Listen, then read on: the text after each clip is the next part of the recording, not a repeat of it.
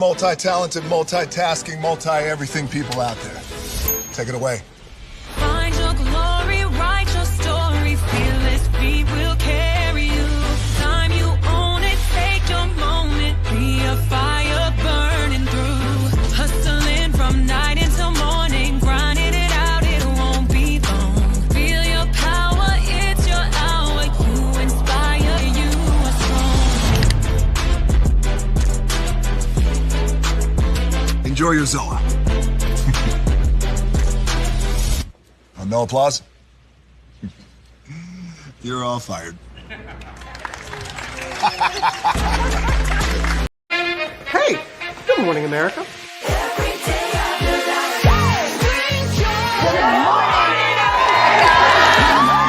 Good morning, America. Good morning, America. Good morning, America. Money. Are you ready? They are ready. Covering the biggest events in the country right now. There's a lot going on here this morning.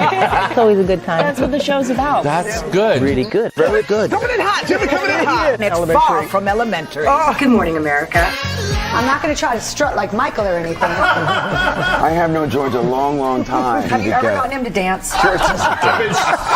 Look at that face. You don't just see it, you feel it. I'm in. I'm in. I'm in too. I'll be there. I am here and so happy. I'm in. I'm in too. I'm in. That tells you something when Snoop Dogg's in. Michael, George, where? Ginger.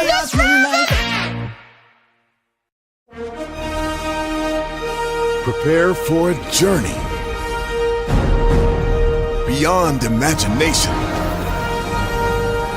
beyond belief, beyond anything you've experienced before. Universal Epic Universe, a new theme park where you'll step through extraordinary portals to 5 immersive worlds. Prepare for a cosmic voyage of discovery, an isle of fire-breathing excitement, a shadowy world of monsters and mystery, new wonders in the wizarding world, and a new way to play. Plus the splendor of a magnificent resort hotel overlooking the park. It's all new excitement at Universal Orlando Resort. A week's worth of vacation thrills with 4 amazing theme parks, a variety of spectacular themed hotels, and incredible dining and entertainment. It's all at Universal Orlando Resort, where you'll find new adventures every day. Explore the astonishing worlds of Universal Epic Universe at Universal Orlando Resort.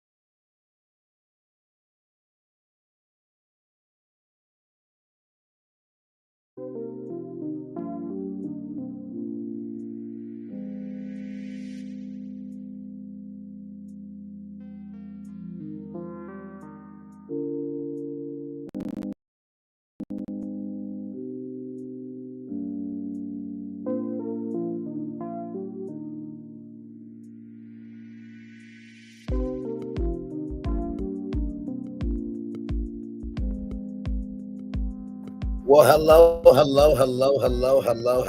you, and you. Welcome in, everybody. We have 1, 2, 3, 4, 5, 6, 7 destinations for you all this morning on a Friday morning. Disney parks. I was cruising the YouTube streets last night and saw Capture the Magic. Hey, Linnell, still welcome in. I saw Capture the Magic's video about Destination D23. He has a take that I'm very curious to hear what y'all have to say on it, and I kind of evolved on Destination D23 just a little bit, but not too much, but we'll talk about that. There's some big news with YouTube that you need to know about, okay? And that goes along with a big announcement from Studio Lambert for sure. In addition to that, have you heard of windowless seats on Delta and United Airlines? Well, if you haven't, you're going to hear about it today live on this show. Cannot wait to tell you about that because there's a lawsuit in court right now about that. Cracker Barrel Old Country Store has rebranded itself, and people are not here for the rebrand. We'll talk about that. Social events, have they changed in terms of the structure of how we communicate for potential dating? We'll talk about that. And Khalilah is a black woman who has invested $40,000 into her salon, but there is something blocking that progress from coming to fruition. We'll talk about all that this morning. Higher is way and low is available. Either way, we are live on tour. Let me take this. I kind of intro here. You see that virtual tour background? Yes, you do. You hear that virtual tour music? Yes, you do. And one thing to know and two things for sure. Now, over here on this channel, a lot happens early. Rolling. It's a new morning for America's family. Sun's coming up, so make it all that it can be. You know a lot happens early. I'm Harry Smith. I'm Julie Chen. I'm Maggie Rodriguez. Morning everywhere. Come on, get up. I'm Russ Mitchell. And I'm Dave Price. And it's a little early for this. Now this it's a new morning for America's family. Sun's coming up, so make it all that it can be. You know a lot happens early. Every day's good when you're starting it off right. But whatever happens in the daylight, a lot happens early. Can you feel it? And I say, Good morning, everybody. Are you girls ready for the Jonas Brothers? We have an early show exclusive. Yes. A lot happens early. A lot. A lot. A lot happens Early. The Early Show, weekday mornings on CBS. It's a new morning. Yes, it is Julie Chen Moonves. It is a new morning. Terrestrial Metro, Dave Price, Harry Smith, and Maggie Rodriguez. You are absolutely right on this channel right here. A lot happens early. Good morning, everybody. I hope all is well with each and every single one of you. Let's get to the getting and doing what we do this morning. All right, here we go. I wanted to bring this up from Capture the Magic. Now, of course, as you may or may not know, there is no parks panel, right? And I originally had the feeling of, are you really going to wait until the D23 Expo when you have Universal mollywopping you guys in announcements? But I want you to listen to this right now. Listen, I've already kind of listened to it because, for one, you need to understand the context, conjecture, and connection. But I haven't really formalized my opinion. Okay, so while I am watching it with all of you for the first time here, I've already watched it, but this is my first time watching it with all of you. I have not given my full opinion on this video yet. So let's watch, okay? Because I want to have the conversation with you guys. Here we go. What's up, everybody? It's Jared with Capture the Magic. And when it comes to Disney announcements, people hear D23, and really the first thing they hear is what new announcements are going to be made about the theme parks. And it seems this year there is not going to be an announcement at the Destination D23 event. And some people seem kind of disappointed in this. But I don't think this is anything that should shock people. But we're going to read through this article from Attractions Magazine. And then I'm going to give my reasons as to why I think Disney actually needs to get out of this habit that they are in terms of these announcements when they announce these new lands and attractions coming, because I actually think it does them a disservice in terms of the audience ultimately being, satisfied with things that are announced and then when they're actually done and they get to experience them. So, like I said, this is from Attractions Magazine. It says no parks panel on itinerary for Destination D23 2025, but Villains Land news seems likely. Says there will be no parks panel during the Destination D23 convention happening at Walt Disney World in August 2025. However, there's a Disney Villains presentation which could include news about an upcoming expansion. This is So I'm going to pause it here. So for those of you who do not know, Destination D23 is a smaller version of the D23 Expo that happens in Anaheim, California at the Anaheim Convention Center across from Disneyland, right? And so every year, right? It's like off years with the D23 Expo and every other year with the D23 Expo. They have these theme park panels where they tell you like really big announcements, right? And so And so with that being said, Disney feels like that they have to make these big announcements every single year, right? And I feel a way about this. And as we get into Capture the Magic's video, you'll understand why my opinion may or may not have changed on it. Because as you guys know, I'm always about the fans, right? Without fans, there is no fandom. Without no fandom, there is no business, right? So let's get to it. Here we go. Breaking from tradition, 2025's Destination D23 convention will not have a parks panel, the informal name for an annual showcase of breaking news announcements for the future of Disney theme parks, hosted by Josh D'Amaro, chairman of Disney Experiences. Destination D23 takes place August 29th through August 31st at Walt Disney World near Orlando, Florida. And what they said about the villains event here thing, it says Disney Villains Icons of Evil. It's happening on Sunday, August 31st.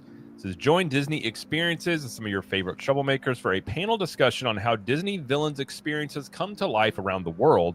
Hear directly from the creative minds behind new projects and attractions, plus enjoy a special villains-themed medley to kick off Destination D23 Day 2. The description seems to tee up news about the upcoming Villains Lane opening at Magic Kingdom, but time will tell. Now, this D23 event is different than the one that they hold out in Anaheim that you every 2 years basically. So Destination D23 is held every 2 years in Orlando, opposite the much bigger convention in Anaheim, California, which is known as D23, the Ultimate Disney Fan Event, formerly known as the D23 Expo, where the parks panel is also a staple of the weekend. Both events are hosted by D23, the official Disney fan club. Whereas the Anaheim event spans an entire convention center and arena, Orlando's is mostly contained to a Disney Resort hotel.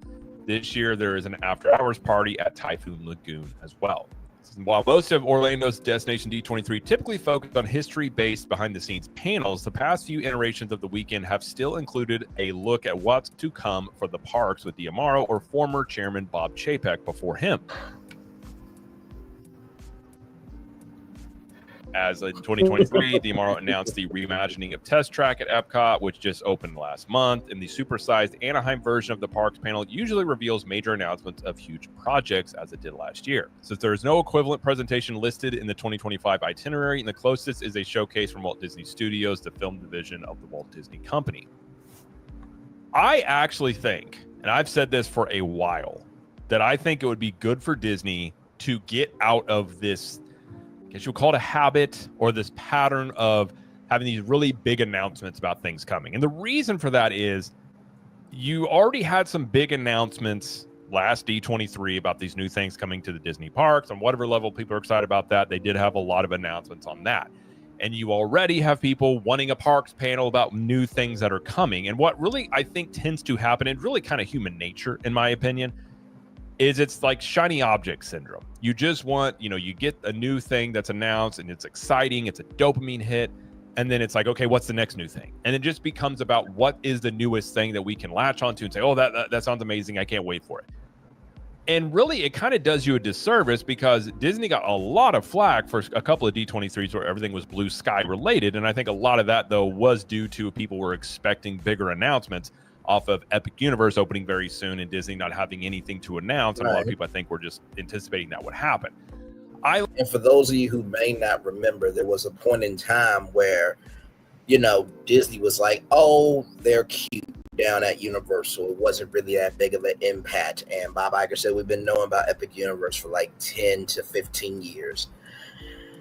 And the problem is with fans, right? With fans is that fans are hungry for the now. They're not hungry for the future. They're hungry for the now.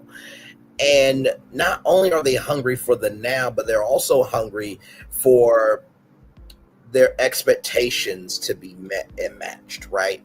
So because Disney has not really done this over the years, they have concept art syndrome where they will showcase concept art that looks really amazing, but yet the real thing is dead on arrival.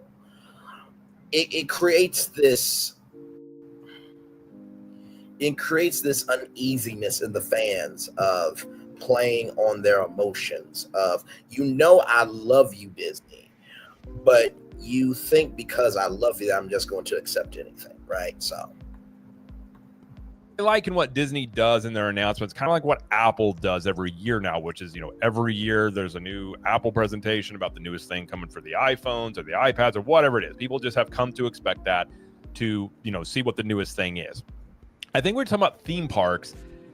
It can be exciting. People can hear these things, but also given from inception to completion, there's obviously a lot of things that can happen in terms of concept art, in terms of budgets, in terms of what you're actually going to do. And I think many times Disney feels pressure to have these big announcements, but it turns into an overpromise, under-deliver type of situation. And you can even argue Disney can have the best of intentions when announcing these things. And obviously they want to have a big splash with the audience.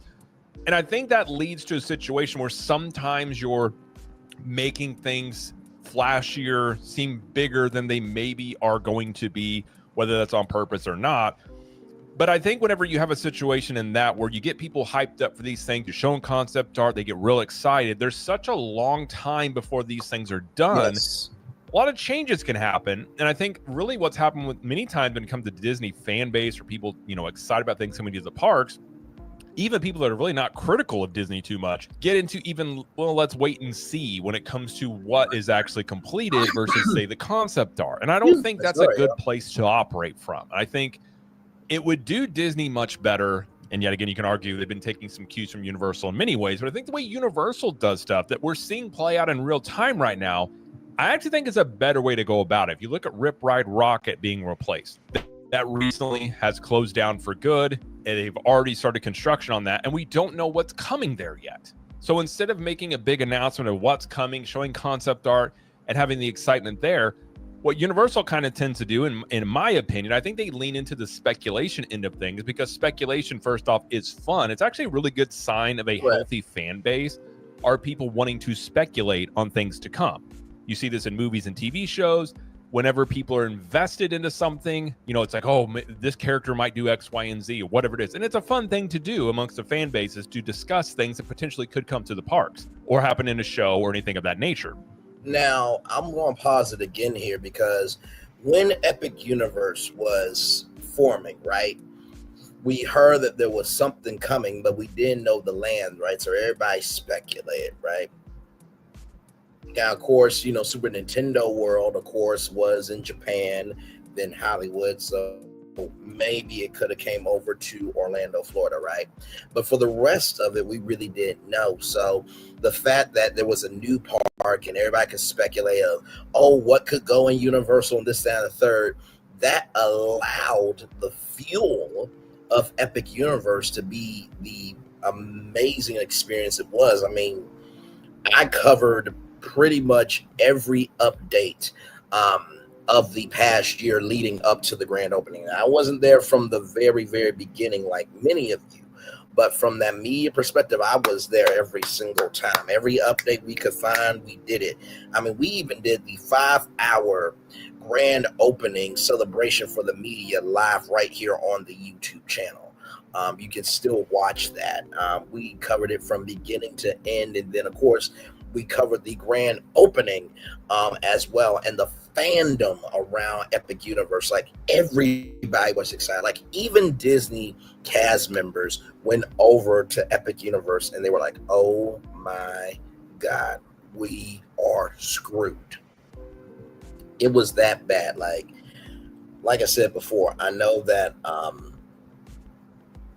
Disney is Disney, but when you don't have this type of energy, it's really sad. Roll it. Prepare for a journey beyond imagination, beyond belief, beyond anything you've experienced before. Universal Epic Universe, a new theme park where you'll step through extraordinary portals to 5 immersive worlds. Prepare for a cosmic voyage of discovery, an isle of fire-breathing excitement, a shadowy world of monsters and mystery, new wonders in the wizarding world, and a new way to play. plus the splendor of a magnificent resort hotel overlooking the park. It's all new excitement at Universal Orlando Resort. A week's worth of vacation thrills with 4 amazing theme parks, a variety of spectacular themed hotels, and incredible dining and entertainment. It's all at Universal Orlando Resort, where you'll find new adventures every day. Explore the astonishing worlds of Universal Epic Universe at Universal Orlando Resort. Oh, in watching that commercial, you see the palpable energy. You feel it. You can embrace it, right? And that Black brother's voice gets me every time, of him guiding you through. And y'all, that's a 1 minute, 28-second commercial. Literally, that was a 1 minute, 28-second commercial to talk about going through a galaxy of Celestial Park and hanging out with dragons, at the Isle of Berk, and, experiencing the wonder of magic, being able to play the best video games in real life and being able to be with the legends of horror. You hear how there are distinctive things you can hear about each experience and makes you excited about that. Disney does not have that energy. I have been saying for a while now that Disney is allergic to creativity. And from what I have gathered, right, from my media braining, is that it's not that people don't like Disney, they just don't like this version of Disney, right? And so let's go back to Capture the Magic. So I think Universal does it that way. We probably won't know what's replacing Rip Ride Rocket for, I wouldn't be surprised, another year. I mean, it probably will be halfway through the construction potentially of the new ride before we actually get official word of what it's going to be. And then at that point, they get concept art released. And then the concept art ends up looking very, very similar, if not almost identical, to the finished product like we saw with Epic Universe. And I think that builds trust with the fan base. I think when you consistently show concept art that ends up being almost identical to the finished product, your audience and your fan base trust you a lot more. And I think when it comes to Disney, even if people are massive fans of Disney, I don't know how much trust they have given the recent things that Disney has built. The Epcot overhaul is a great example of showing concept art of all these things that are coming, and then the finished product being much Not different. to mention too, they have had projects that they have put that were dead on arrival. So like the Main Street, actually let me pull it up. Main Street Theater Disney Makeover.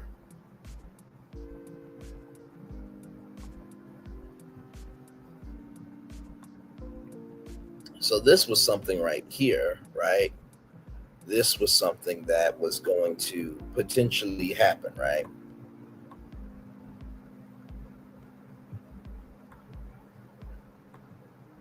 So this was concept art of the Main Street Theater, right? This was, and by the way, shout out to Disney Tourist Block. So this was one of many attractions, right? That was supposed to be upgraded. This never happened. This was dead on arrival. You had, Tron Light Cycle run, which happened, but guess what? It's only a minute. It's literally only a minute. Actually, let me show y'all real quick how long the roller coaster is, because, no.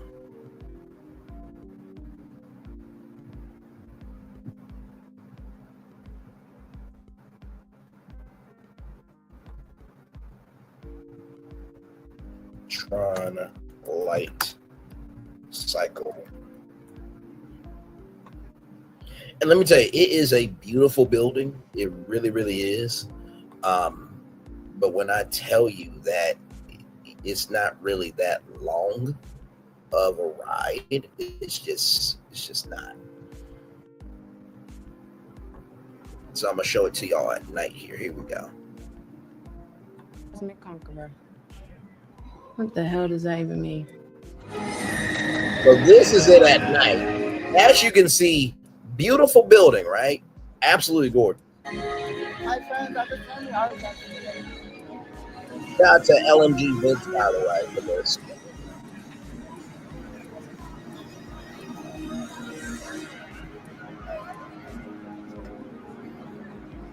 Now, this is in Tomorrowland. For those of you who are wondering, well, where have I seen this ride before? This is from Disneyland Shanghai, right? Or Shanghai Disneyland.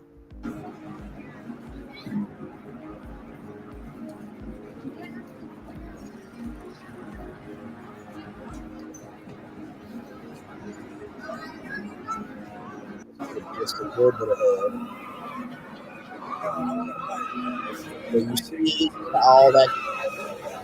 It's cool in the day, but it's even cooler at night. Look at this.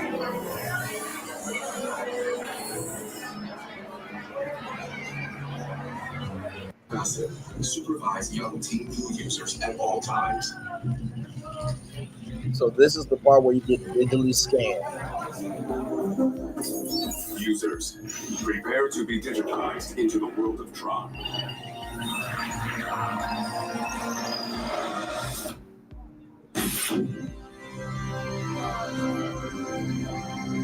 Launch pad.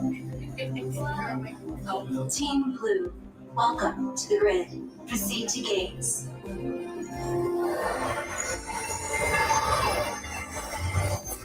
I mean, it's really, really cool. And there they go.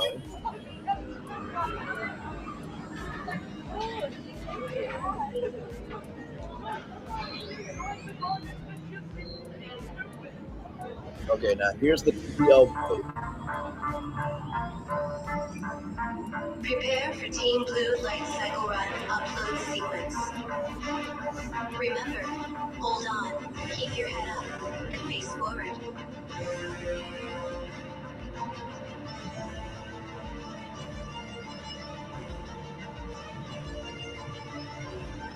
Actually, I'm gonna time it. I'm gonna time it real quick because I do believe it is a minute, but let me time it.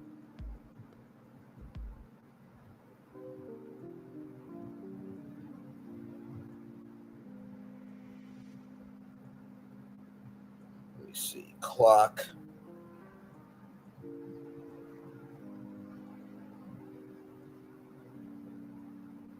All right, here we go.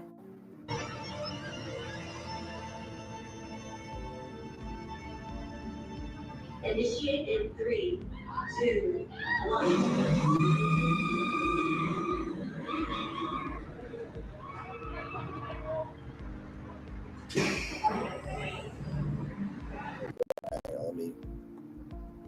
Okay, here we go.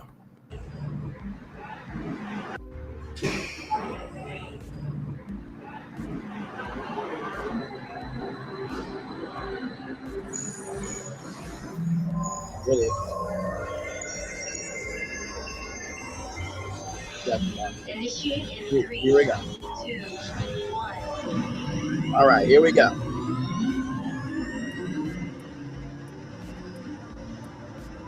I mean, if you look at the queue, like everything is of one. So like you can literally look up and see your family and friends on this light cycle, right? First energy gate captured. So you actually are in the grid of Tron. It looks amazing, right? 3. We're now at 30 seconds.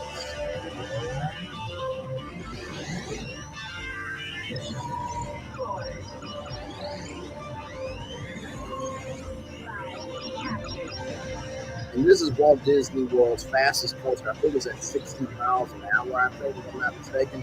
Because Disney World's not known for thrill rides. They're not.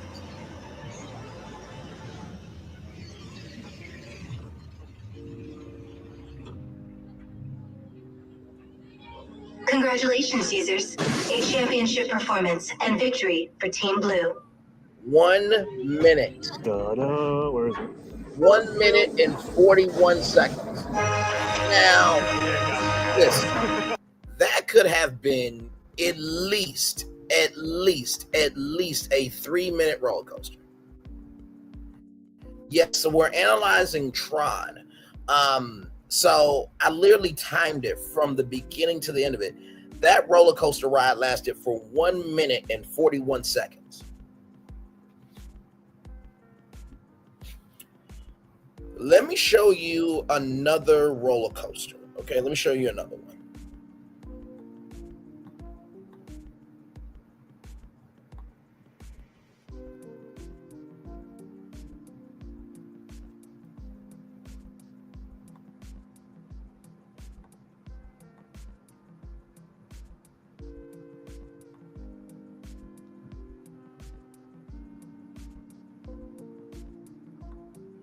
So here is this. This is Gatekeeper, right?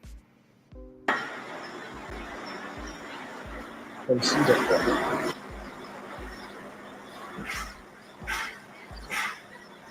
And they say this is one of the smoothest roller coasters. I rode this one, Roggeru. I rode that one.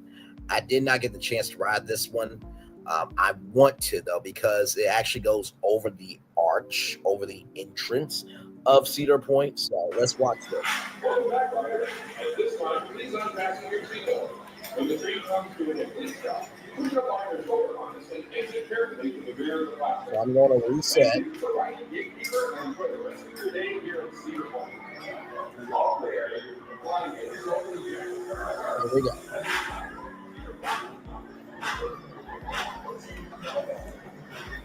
I just started the timer. By the way, if you've never been to Cedar Point, all of that is an island surrounded by water. Yeah. It is the roller coaster capital of the world, in case you did not know.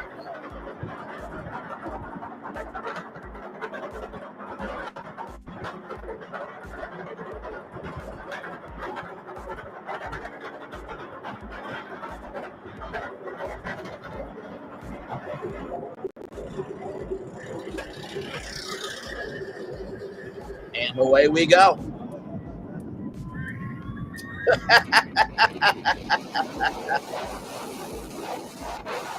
All right, so I'm timing it.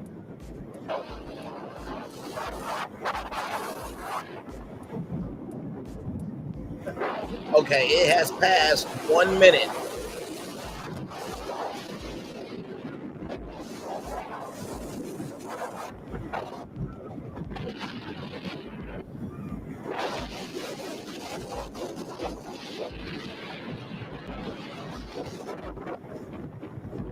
And there's the entrance right there. So we literally are going over the Cedar Point side.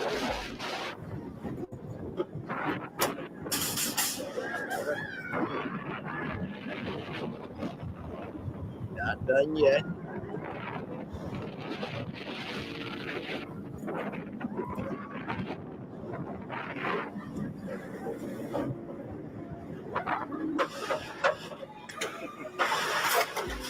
Okay. So that ride lasted for 1 minute and 49 seconds. Okay, so still is a minute, but you see how I said the Tron ride was at 1 minute and 41 seconds compared to 1 minute 49 seconds? You can extend the ride, right? And I feel like roller coasters, I do understand that, space, right? And also how long the track does dictate a lot. But you're fucking Disney, though.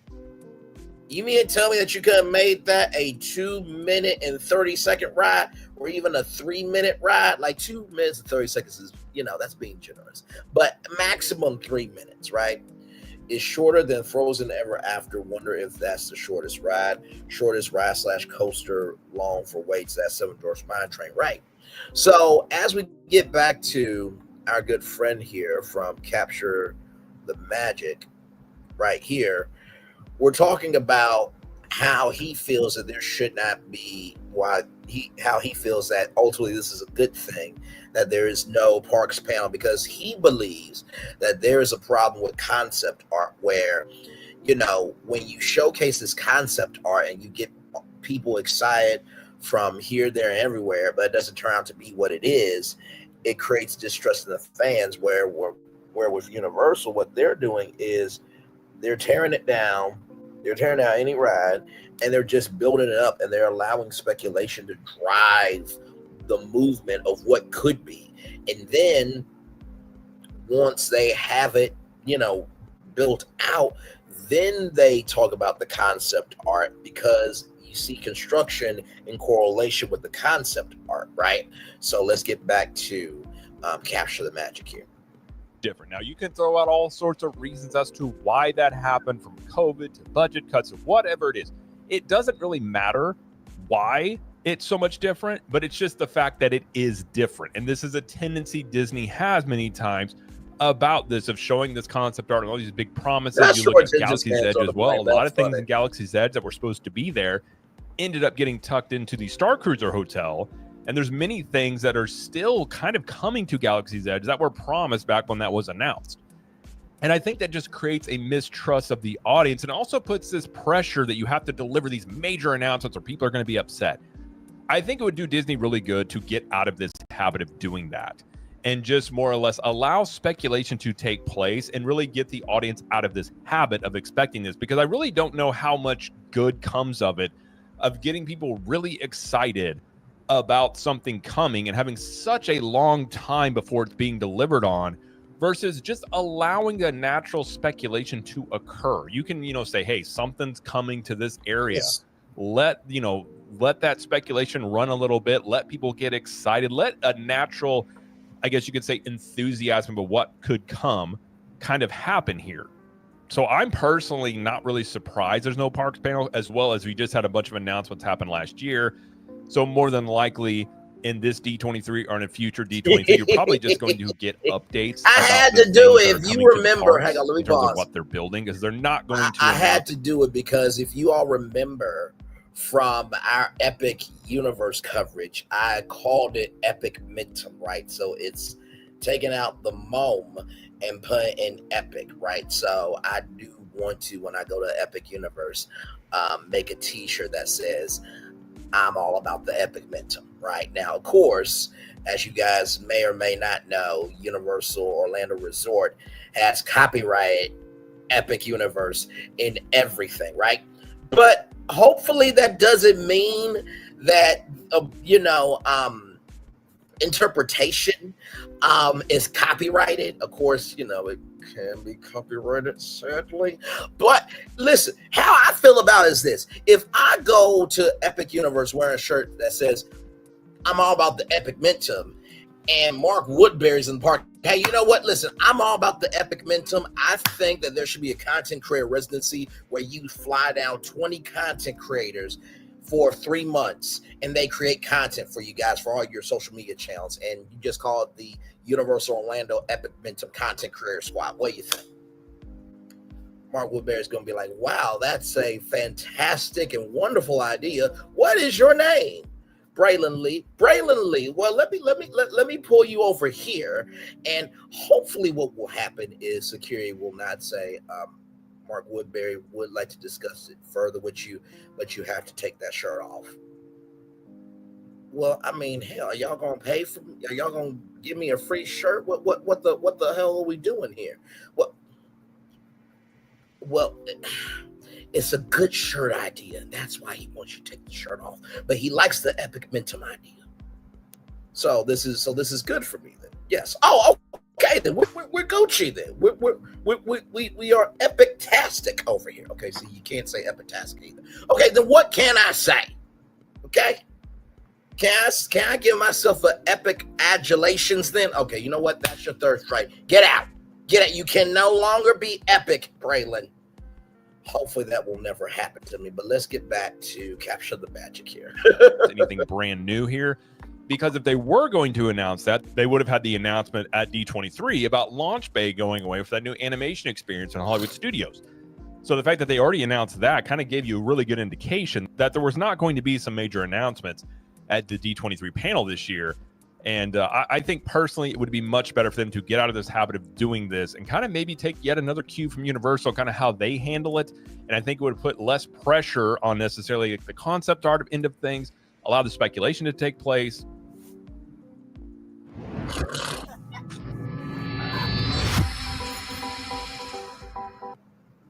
because I think Disney needs to build a little bit more trust with their fan base in terms of the things that they deliver on and not just having a lot of empty promises. So personally speaking, I actually think it's a good thing they don't have a parks panel this year. They might have some updates about Villains Land, but not having one goes against sort of what they've been doing. But I think they would be, again, I don't think you need a yearly panel about what's coming to the parks and maybe forcing things. And then that leads you to where they had years they didn't have nothing to announce with blue sky ideas that really just left the fan base kind of angered. So I think potentially you could see these big announcements at these big D23 events maybe waning out a bit. Not that they won't ever do it again, but having it where you just feel this pressure every year or every 2 years to have these major park announcements. I don't think necessarily the way that Disney has been, running their projects in terms of how long it takes them to construct things ends up being the best thing for them in the end.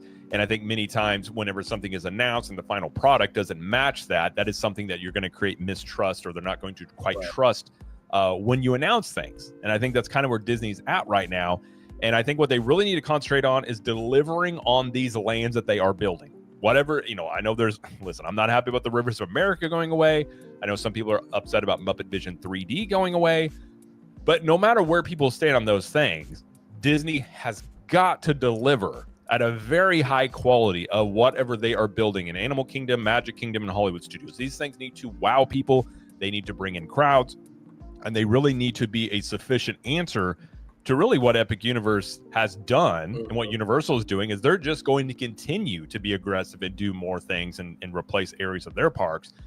And I think if these things that they're building don't deliver at the level they need to, I think it's going to end up hurting Disney yet again in terms of the audience and what they're expecting and really the hype level of things. So I think they need to focus more on delivering on these projects and not really announcing things just to appease the fan base. Now, I want to pause it here because me and Florian talk theme parks and other stuff all the time on IG. Florian, you will correct me if I am wrong, because I'm the same Braylon on camera that I am off camera. Did I not say that I feel like for the Disney fans, they have been in this marriage with Disney for a very long time, specifically the Disney parks. And did I not say I feel like Destination D23 is people's final date with Disney. Like, if they don't deliver something at Destination D23, they are getting a divorce and their new partner is Universal.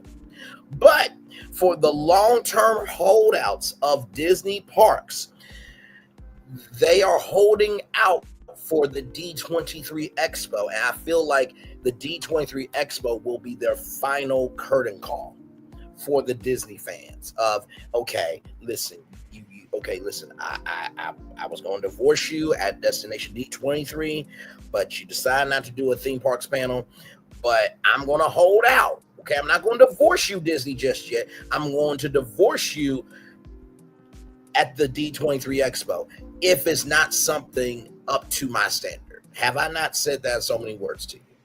Because that's why I truly feel like Disney fans are right now. Like I said, it's not that Disney fans hate Disney. They just hate this version of Disney.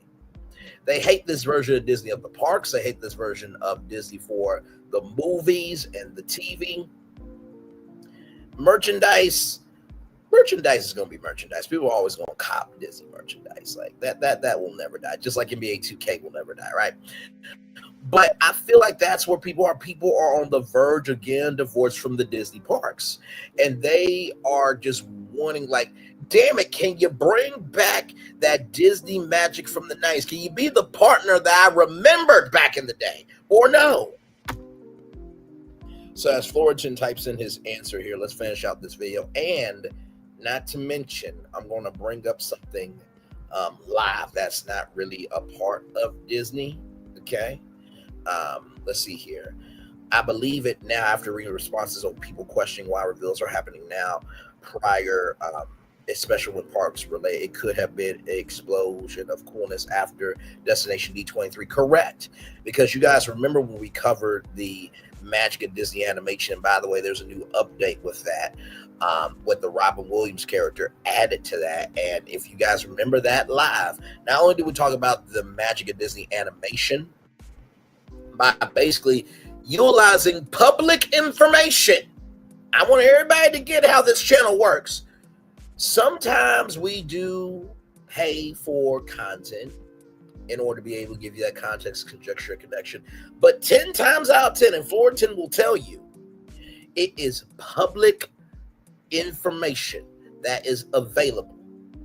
So all we did on that live was just go back to the Magic of Disney animation from back in the day, footage that's available on YouTube. We went to that article that came out on 626 Day, right? And also, too, we went back to Disney Quest, and we went back to that Digital Animation Academy, or that digital animation space that was inside Disney Quest. Disney Quest was basically Disney's answer to Dave and Buster's, right? So we just use public information to be able to see what could be with that. And Fullerton said to me in the DM, like, that I did something that no other content creator in the theme park, sphere has done. Basically just taking what has been to see what can be. That's all I did. And with the Unicarnival, because there is a rumor that Universal Destinations and Resorts could buy Carnival Cruise Lines.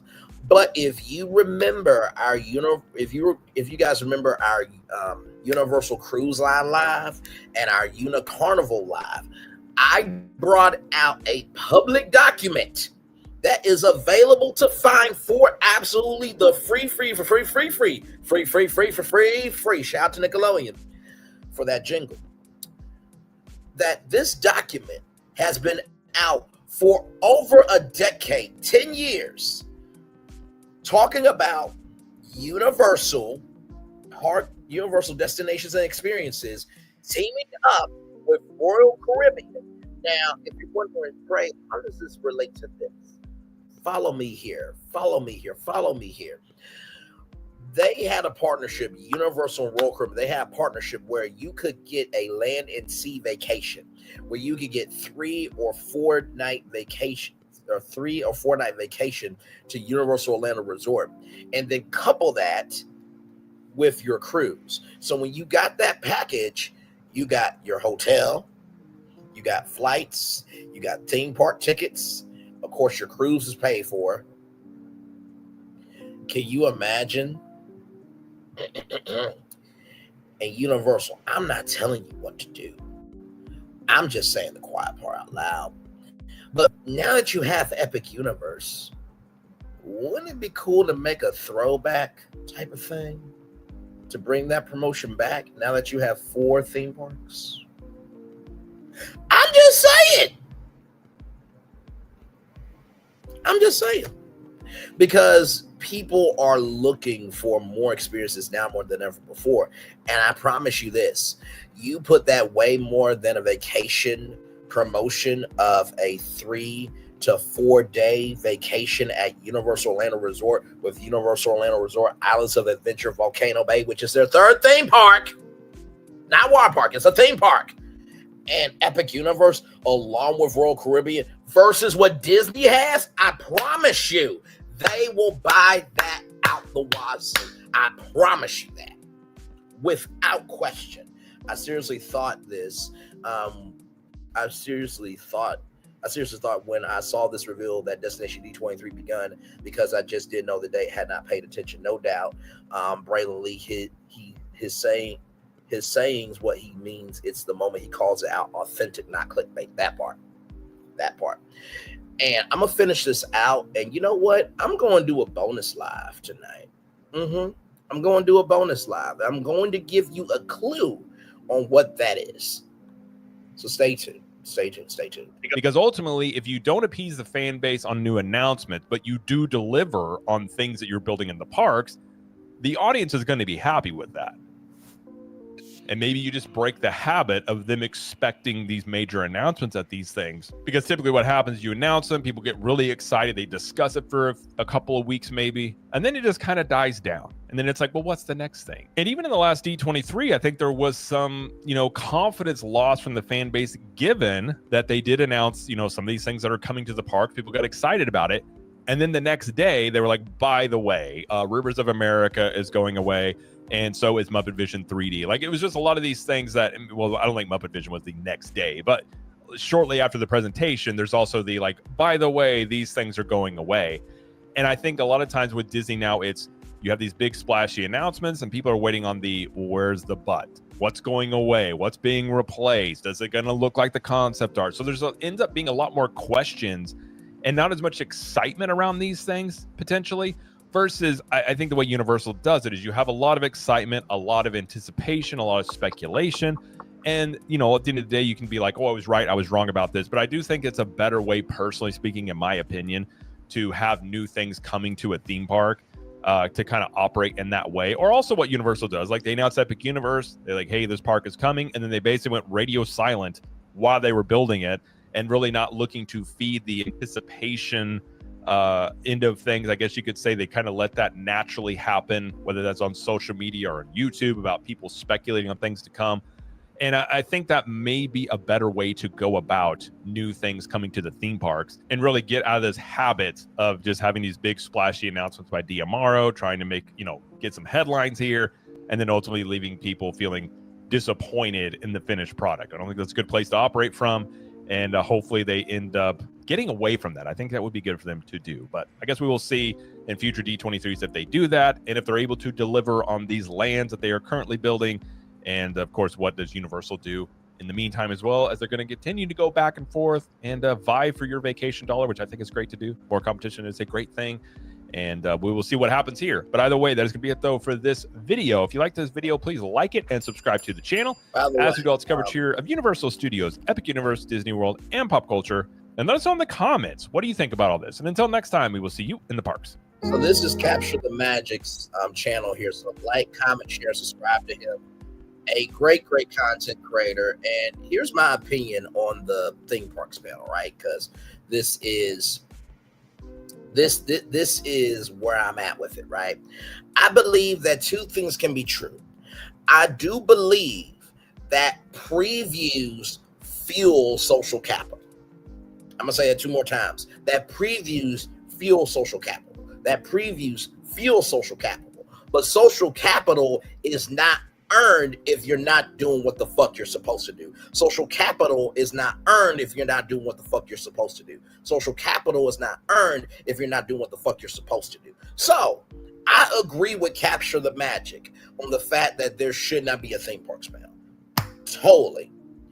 In the same token, though, the fact that there's not a theme parks panel means that the risk is higher, right? Because if you give people a theme parks panel, right, at least in the short term, you're gaining social capital. But the problem for Disney is because they have not done what the fuck they're supposed to do, their social capital has been waning. So now they have to do what the fuck they said they're going to do.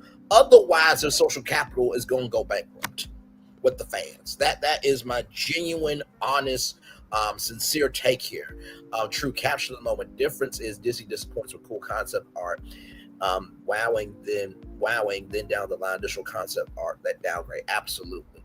So I want to show you guys this. I'm gonna scratch that bonus live. I'm gonna make that live for the 6 o'clock live. I'm gonna do that now. Of course, there are announcements. There's the Big Thunder Mountain attraction update, and then there was another one as well. I'm not going to get into those because they're not really that big. These are rides. I feel like the Animation Courtyard one was a live to go live about. Let's see here. I think there's no theme park because there's nothing huge to show even within the existing upcoming land plans. No, I agree with you. And also too, we do know that there is a villains panel, which, I mean, listen, people are right to speculate that there could be an update on Villains Land. But also, too, ladies and gentlemen, boys and girls, family and friends, lovers and supporters of the nation around the world and multiverses all around the world, motherfucking I. if there is no theme parks panel because they've announced everything else, what makes y'all fucking asses think that they're going to say something about Villains Land at this Villains panel? Sincerely. What are they going to do? They're going to sit down with Maleficent. Ladies and gentlemen, please welcome the mistress of all evil, Maleficent. Maleficent, so good to see you. So let's talk about a blue sky idea about your castle. What would you like in your castle? Well, Braylon, by the way, it's so good to see you, handsome man.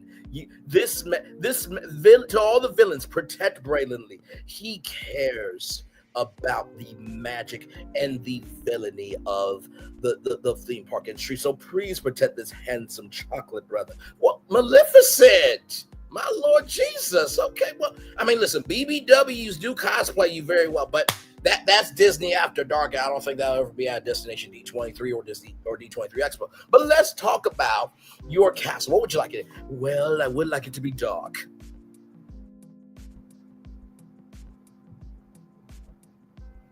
Okay, you would like it to be dark. That's very descriptive. Braylon, I just said to save you. Don't tempt me. Okay, don't tempt me by handling you. What I mean by dark is, you know how, Fantasyland is sunshine, lollipops, and rainbow. I want it to be where you step into my castle, you are afraid for your life and you don't know if you're going to live. Ooh, yeah, we like that. That's good. That's good. That's good. Now, Maleficent, will you be in charge of this?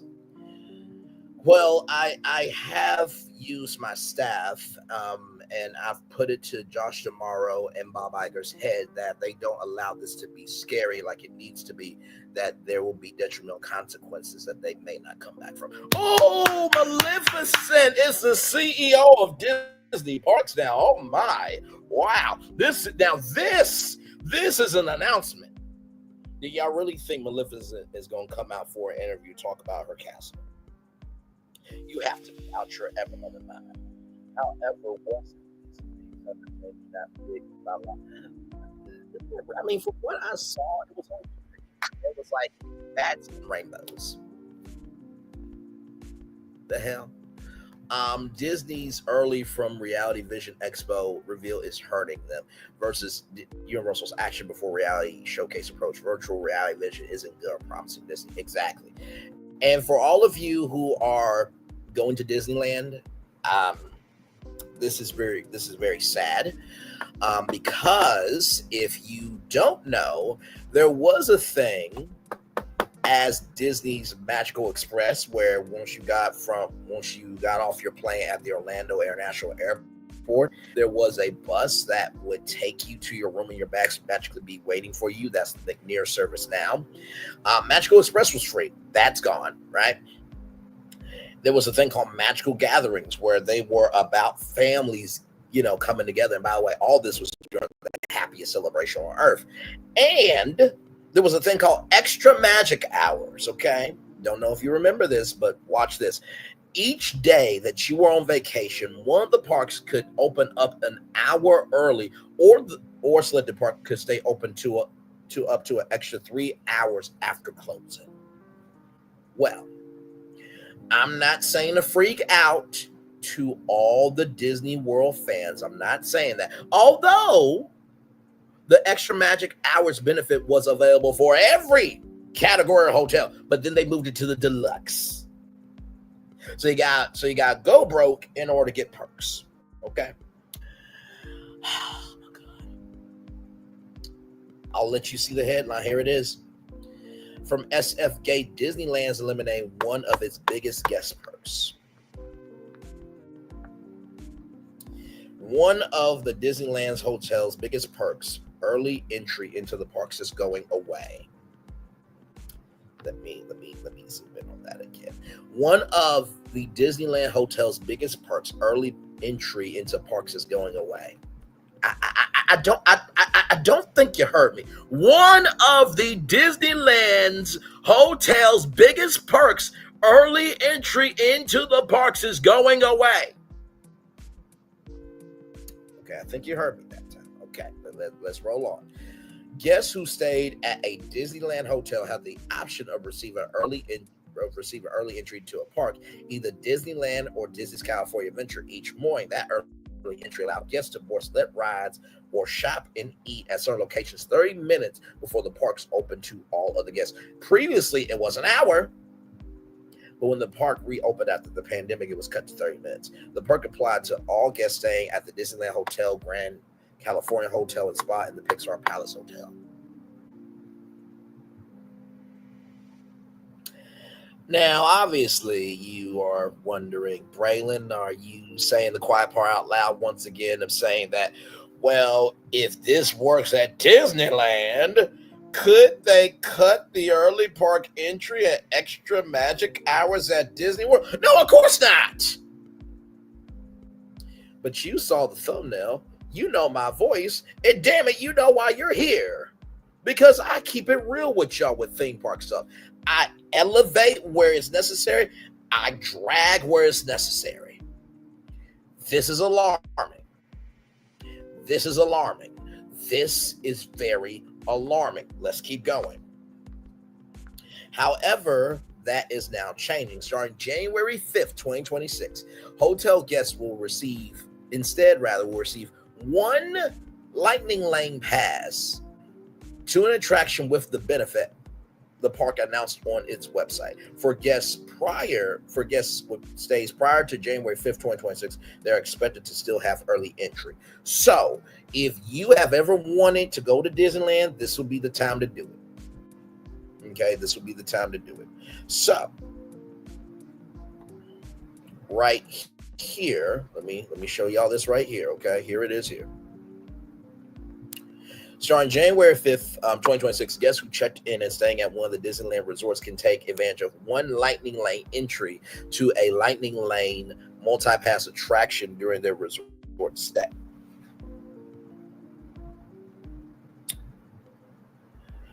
So, oh my God.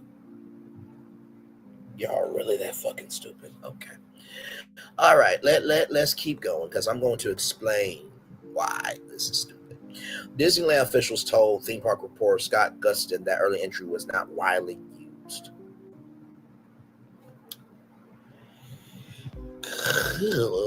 Okay, wow. Another major change has also occurred at Olga's Cantina, a popular restaurant at Star Wars Galaxy Edge. On August 19th, the restaurant started offering new reservations, though existing reservations will still be honored. The park announced on the restaurant's page instead the restaurant will transition to walk-up availability with a traditional standby queue. Meanwhile, for guests at the Pixar Palace Hotel, the hotel's entrance to Disney California Park, California Adventure Park is closing with no plans to reopen. On January 5th, 2026, Disneyland officials told Gus that instead guests can enter via the Grand Californian Hotel and Spa entrance. So, and by the way, Ali wrote this, of course. So shout out to Fiona Lee from Ali to Ali. Great job there. Okay, let me explain why this is some fucking dumbass shit. Let me explain why. Let me explain why. You have, right? I'm just going to pull it up here.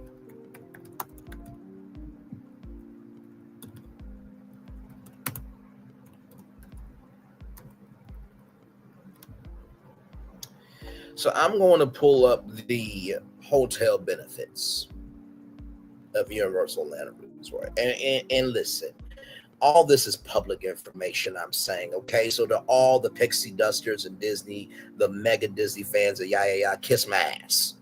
Okay, this is what Disney is doing to your experience, okay? Now, here it is here, right? More rides more often. Guests of select signature collection hotels can get to the fun faster and skip the regular lines of participating rides and attractions in Universal Studios Florida and Islands of Adventure with free Universal Express Unlimited, including some rides to the Wizarding World of Harry Potter. Valid theme park admission required, not valid at Universal Volcano Bay or Epic Universe. Okay, so that's that. But also, too, breeze into one of our theme parks for up to an hour early with theme park admission for select attractions. theme park admission required. Restrictions apply. Also, too, here, guests of Universal hotels can be carefree and carry-free when shopping at select stores, Universal theme parks, and Universal City Walk, right? Okay. So, when you see what we see here, like even this, priority seeing, guests of select signature collection hotels get priority seating at many restaurants throughout Universal Orlando Resort. So when you see these perks, right, compared to Disneyland getting rid of, right, a 30-minute early entry, do you think that people are going to be going to Disneyland like that? I don't think so. I don't think so. Early entry is more special as a perk unless the one lightning lane is free, but who says it's free after a hotel rate? Exactly. Because here's the thing, right? Just because you get that, let's go back to it. You get one lightning lane entry into a lightning lane multi-pass attraction during their resort stay. You get one lightning lane entry into A meaning one attraction, compared to 30 minutes where you can maybe do at least 2 attractions, maybe 3 if you push it.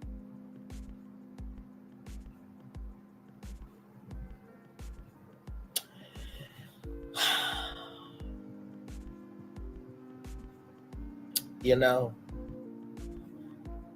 like Florian said about me, right?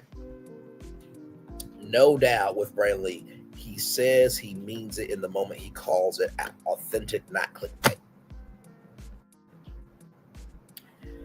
Y'all need to be worried, Disney fans, because the perks are looking more and more and more good at Universal. And let me bring this up.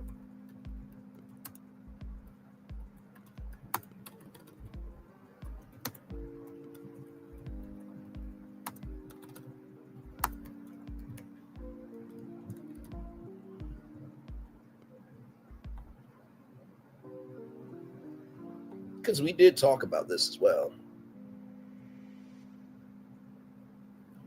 Right here. Okay, this is from KTLA. Oh, man, y'all really gotta be that stupid. Check this out. New, and we talked about this on Brainley's Virtual Tour Live. New 500-room hotel could be coming to Universal Studios as a part of the expansion plan, right? Site plans for Project 515, right? Obtained by theme park blog park fans show that the hotel will be sitting across from the theme park entrance, immersing guests into the theme park. The proposed hotel would take over an existing parking lot and the former Saddle Ranch Chop House location, right? Universal began exploring the idea of a new hotel in 2006 when it unveiled its multi-decade expansion plan, the Universal Evolution Plan, right? The expansion plans also outline the possibility of another 500-room hotel, studio office spaces, entertainment, and retail offerings more in the area.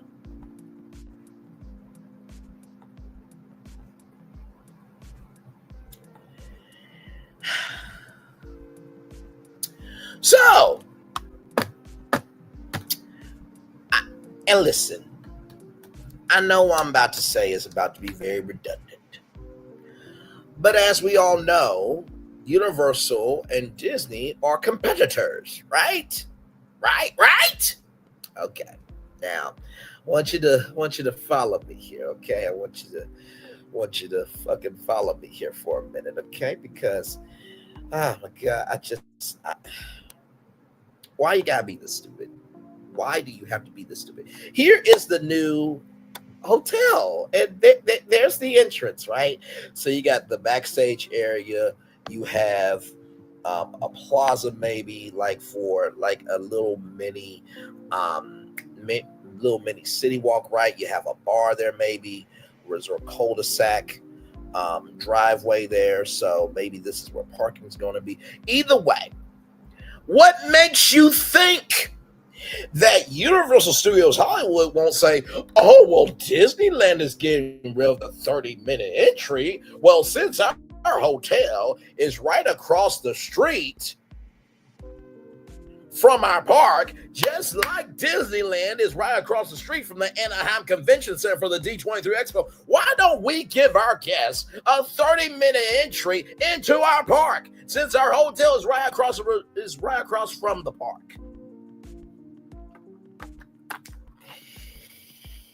Holy, okay,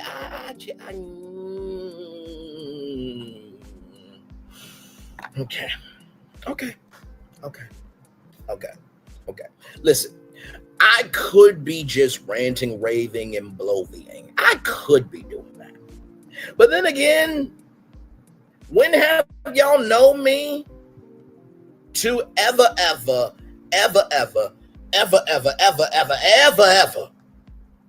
say something that is not within the realm of truthfulness, possibility, and reality? When? Okay, let's roll on. I did say I was going to give y'all a sneak peek of what tonight's live was going to be about. This right here. I want you to keep in mind this, okay? All right, that's going to be tonight at 6 o'clock. Let's roll on, child, because I can't. I can't. Deluxe guests only get one. Thank you for the $999.99 for one night. Exactly. I saw the entrance hotel that was planned for Universal Dubai in its old video. It looked cool. Absolutely. Oh, you know what? Wait, do you mean Universal Dubai or do you mean Disneyland Dubai? Because we did talk about Disneyland Dubai. Now I do believe that Universal was supposed to do Dubai. I think it's their own Helios Grand. They also want their own in Ventura Tower as well. Y'all, let's roll on because this Disney being this stupid is getting on my nerves. It's getting on my nerves. Because, like, are y'all seeing what I'm saying? And if Universal Studios Hollywood gives that 30-minute entry, or you know what, they'll be like, you know what, fuck it. We'll do a full hour. Do you not believe that hotel will fill up very quickly? Do you not believe that hotel will fill up very quickly? Do you not believe that this hotel right here will be booked the fuck up? If people say, if Universal Studios Hollywood said, hey guys, you know what? We know Disney has failed you. At our hotel, you get an hour early entry.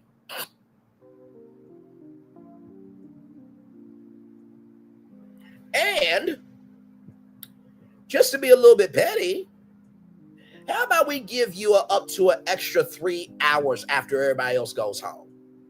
Even if they did, 2 hours, right? Still, this hotel will be booked up. And Disney's not seeing it. They're not seeing it, and it's going to backfire on them.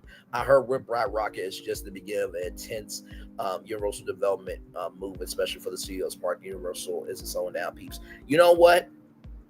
I think there was a video I watched of that the studio parks need some love, and I think to that end that is happening. All right, y'all, we do have more bringing this virtual tour live. We spent a whole hour on this because it needed to be a whole hour on this. Okay, so speaking of things that you need to know about, check this out from investorsbusinessdaily.com. Never heard of this site before, but here we go. YouTube morphs into home for all things video and boost for Google stock. I know what you're thinking, Bray. You're not a financial channel. Listen, believe me, we go on tour about anything and everything, and believe me, this is going to relate to our next destination. Okay. All right, in a very big way.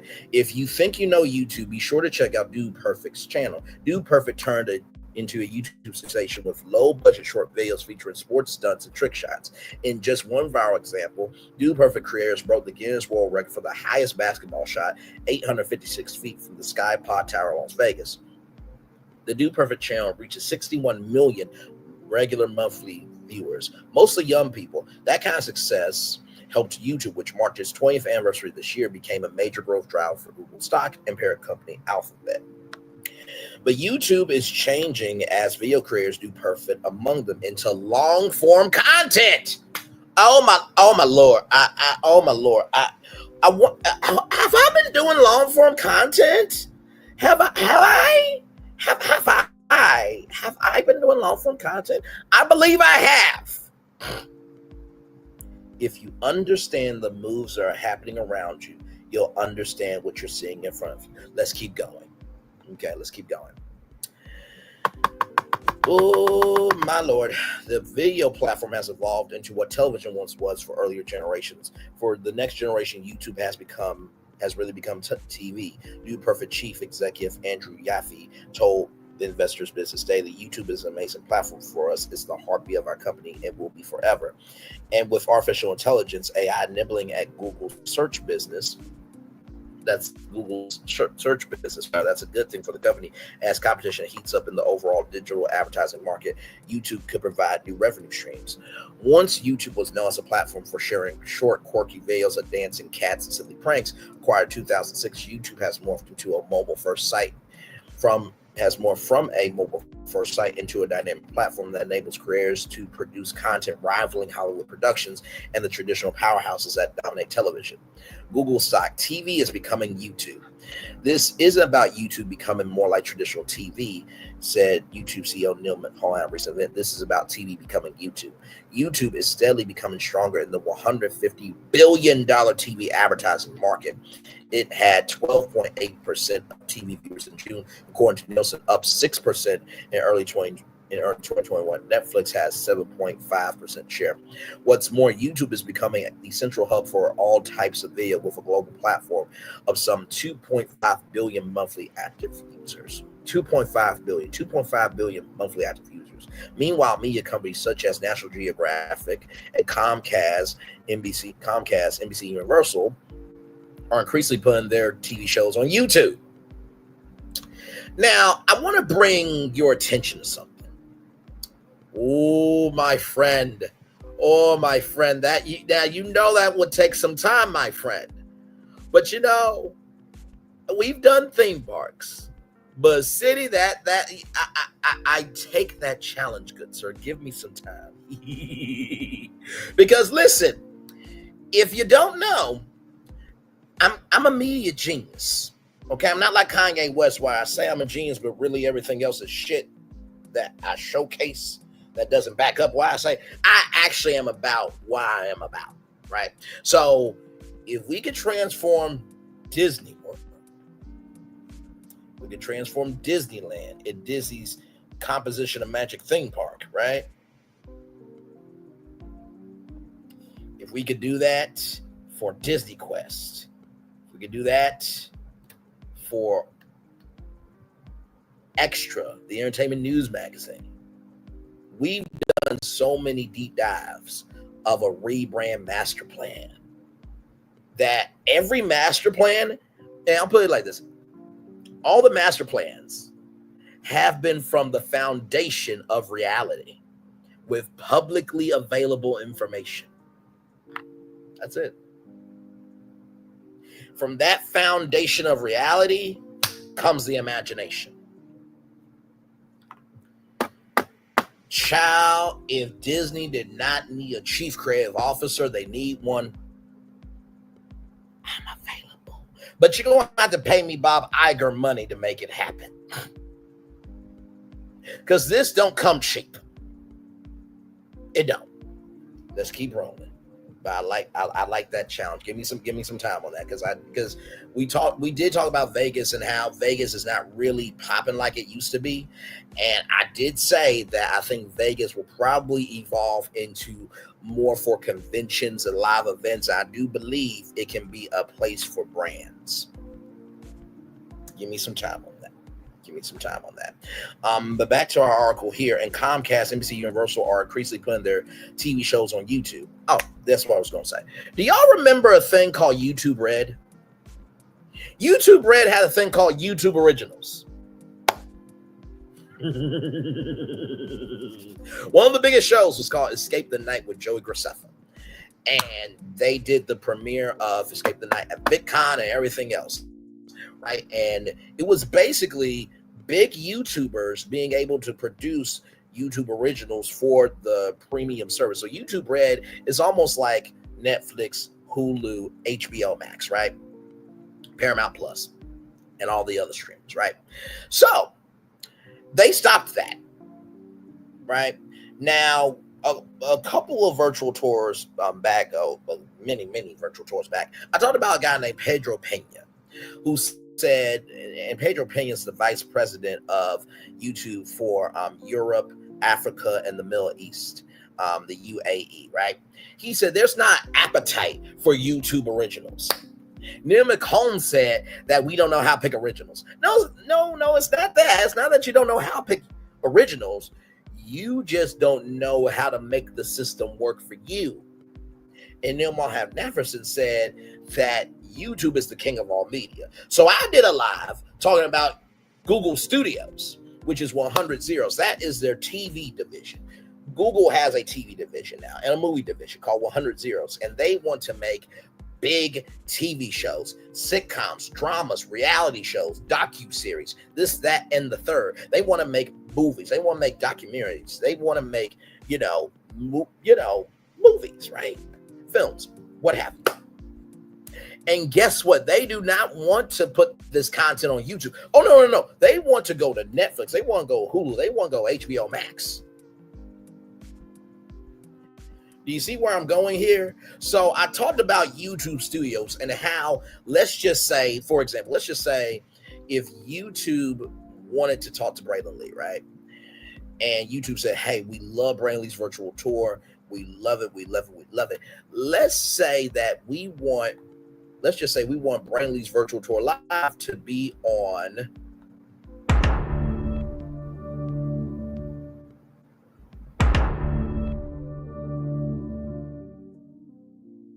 now, how would that work?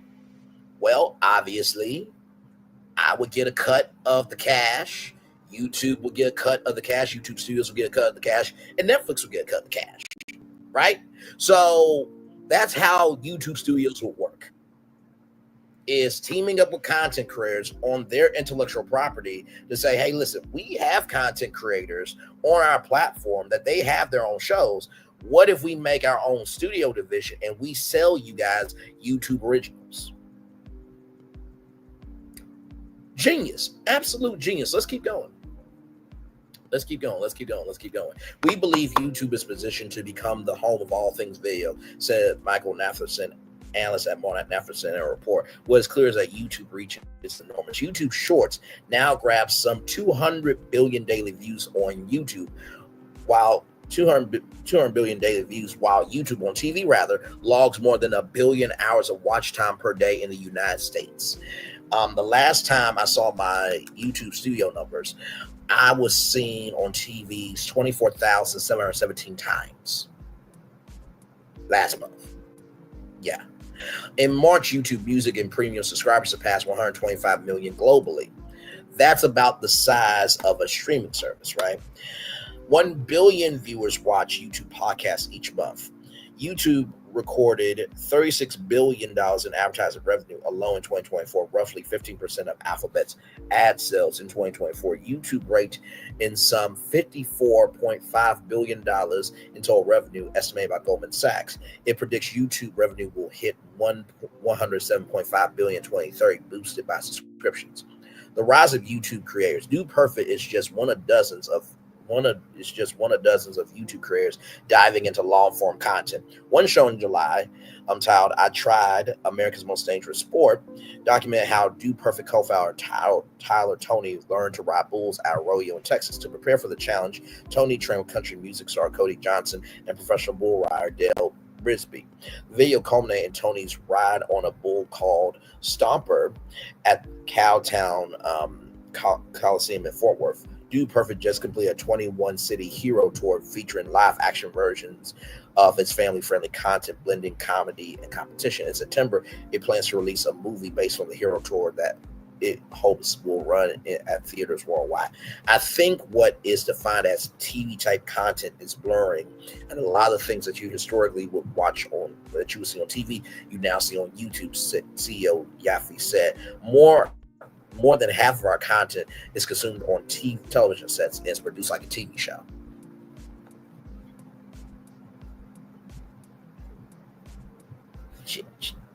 Let's keep going. YouTube is playing off its strengths, but in new ways. 2/3 or more of all content on YouTube is now being consumed, runs 20 or 30 minutes or longer. 20 or 30 minutes longer, said Evan Shapiro, an entertainment industry commentator. There are two massive reasons YouTube is doing well. So it's doing so well on television. One is the fact it literally has everything. Two is radically personalized to each user. So that's a cannon that is shooting out smoke rings. And by the way, this is Dude Perfect Studios in Texas. They have literally built their own studios in Texas. Google stock, YouTube's expanding reach. Ed Simpson, Chief Strategy Officer for Wheelhouse Entertainment, said YouTube's growth has been dramatic over the past year. Wheelhouse, an entertainment, talent, and investing platform, was founded in 2018 by Brent Montgomery, a reality TV pioneer. YouTube specifically has gone mainstream over the last 24 months, Simpson told Investors Business Daily. The volume of content that's being consumed across the YouTube platform is really significant in terms of daily consumption of content and where viewers spend their time. And YouTube has moved from being a mobile-first platform to being predominantly TV distributed. Along the way, YouTube is expanding its reach. Simpson said, one of the most interesting things about the move to TV screens that YouTube is no longer the presenter of the under 30s. He said, the 40 to 60 year category is now the fastest growing consumer on YouTube. Let me say that again. The 40 to 60 year old consumer is the fastest growing consumer base on YouTube. While traditional media companies increasingly rely on YouTube as a distribution platform, creators, influencers, producers, and performers are still YouTube's lifeblood. The company paid out some $70 billion to media companies and creators over the last 3 years. YouTube shares ad revenue with creators. Creators get 55%. YouTube garners 45%. Dude Perfect's Yaffe said YouTube growth in TV screen viewership has to do with improvement in content quality and the availability of content.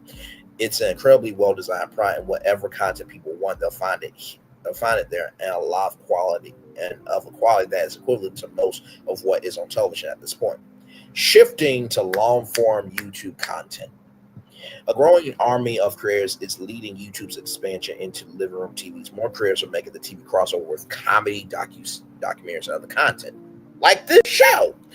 Creators face many challenges shifting to long-form content. Storytelling approaches differ from short-form content. They also may need to organize their content into seasons and episodes like TV shows, and creators need to invest in bigger production crews. Simpson, Wheelhouse Entertainment, estimated that roughly 1,000 YouTube creators have the capabilities to cross over to TV. Hundreds could succeed. He said YouTube has been helping creators forge sponsorship deals with major advertising brands, and there's a thing called Brand Connect where you can connect with other brands, right, to create branded content, right? YouTube is continuing to be a juggernaut. Simpson said the YouTube platform is an incredibly efficient self-distribution, self-create, self-monetize platform that enables creators to build significant business because the audience is there, the money is there, the distribution is there. Some creators are building full-scale studios. YouTubers are becoming the stars of Hollywood. YouTube's Mahan said in a blog post. Long-form YouTube video success stories. A notable YouTube success story is Darman Studios, which built a following from offering morality tales. Launched in 2018, Darman is venturing into long-form TV with inspirational content. Darman Studios now operates out of a 125,000 square foot production facility in Burbank, the largest creator-led studio space in the Los Angeles area. On average, it produces 5 25-minute episodes a week. The company recently signed an advertising deal with Studio 71 to bring more big brand advertising into the TV show. Studio 71 is a media company that focuses on helping content creators grow their brands, monetize their content.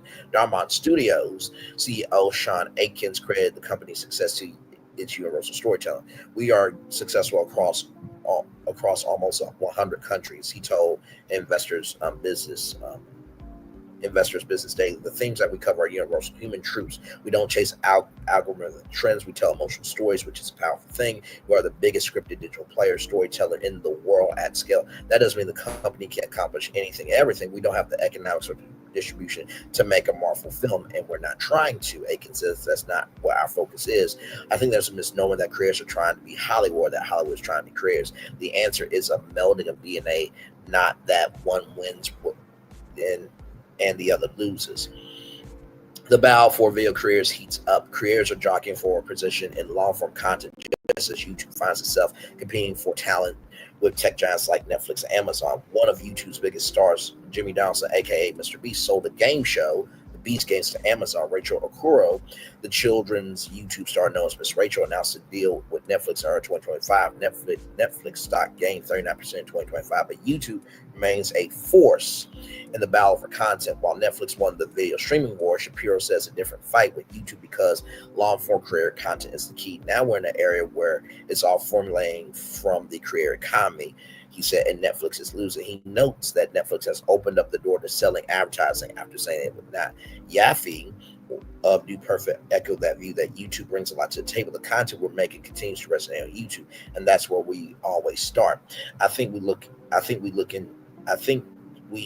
at other platforms when they are able to provide something that YouTube is unable to do, or if they're able to provide a different audience or expansion of our audience, right?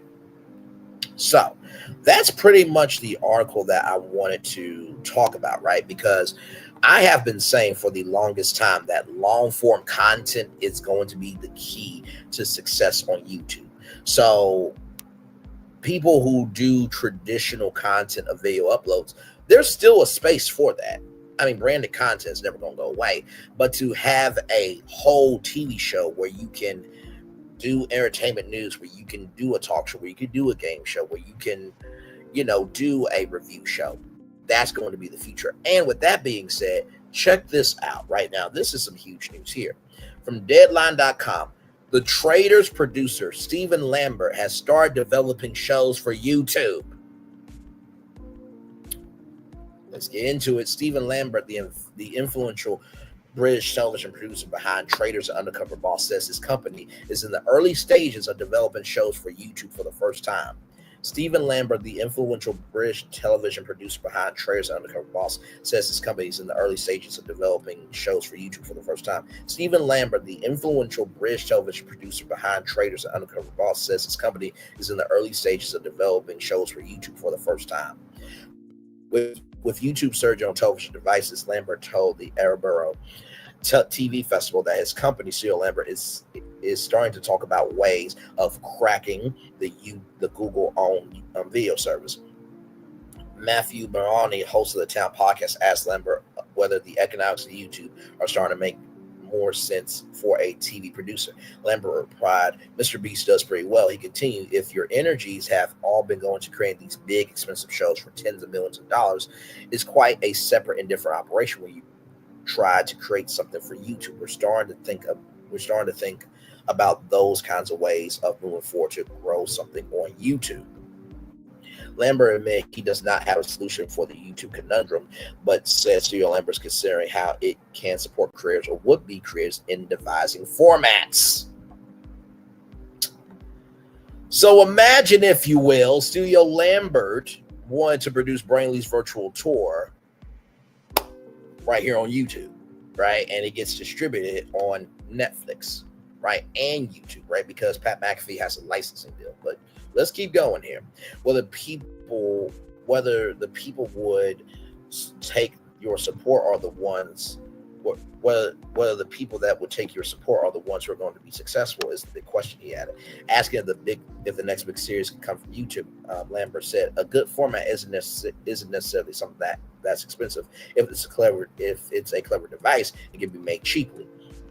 Lambert spoke about how proactively focused Studio Lambert spoke about about how he has proactively focused Studio Lambert on scripted shows with budgets worth tens of millions of dollars to access this club. Lambert said producers need to convince buyers that they can deliver the show. Once in the club, Lambert said it's surprisingly not as crowded as some think. He recalled a conversation with Netflix unscripted chief Brandon Rigg about the risk of Squid Game. The challenge. Rigg, who used to work with Lambert on White Spot, joked that the show flops. They could both destroy our careers. So one of the biggest television producers in the world is now in the early stages of developing shows for YouTube for the first time. YouTube is in your court. Make YouTube studios already before Steven Lambert starts doing Studio Lambert content studios. Okay, just keep it up. But all right, we do have more Burnley's Virtual Tour Live coming up right from the space right here and right now. Shout out to rollingout.com, celebrating 25 years on to the next 25. Delta and United face lawsuits over fake window seats. Passengers sue airlines for millions after paying for windowless seats. Delta and United's fake window seats lawsuit drama just exploded into federal court. Honestly, it's about time someone called out this sneaky practice that's been frustrating travelers for years. Two massive class action lawsuits are demanding millions in damages for passengers who pay extra to stare at blank airplane walls instead of clouds. Here's everything you need to know about this legal battle and how it could change airline seats forever.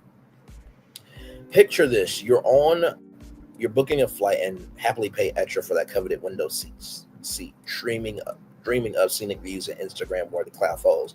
Instead, you board the plane and find yourself staring at a solid wall where a window should be. That's exactly what happened to over 1 million passengers on both Delta and United flights. The problem stems from certain aircraft models like Boeing 737, 757, and Airbus A321. These planes have marked window seats that are actually positioned next to air conditioning ducts, electrical conduits, and other components that block any view. Here's what makes this situation particularly infuriating. Delta and United knew about these windowless window seats, but didn't bother telling passengers during booking. Meanwhile, competitors like Alaskan Airlines and American Airlines clearly marked these seats and warned customers about the missing windows, even when charging similar fees. The lawsuit argues that this isn't poor customer service, it's deliberate deception designed to extract money from unsuspecting travelers, right? The complaints make it clear that passengers had known that they were buying windowless seats and they never would have slept or paid extra for them.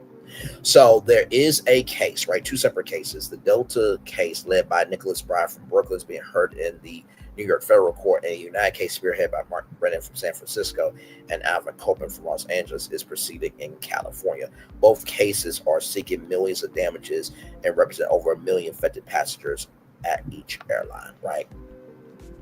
So to me, I think what this story is saying is that airlines have to either think about the customer or themselves, right? So to me, window seats, if you can make them. If you can't, but you should not cheapen people out of their experience, all right? So another one here, speaking of cheapening things out, Cracker Barrel's Brandon blunders trigger stock crash. Restaurant chain $700 million makeover triggered social media fury and stock plunge, right?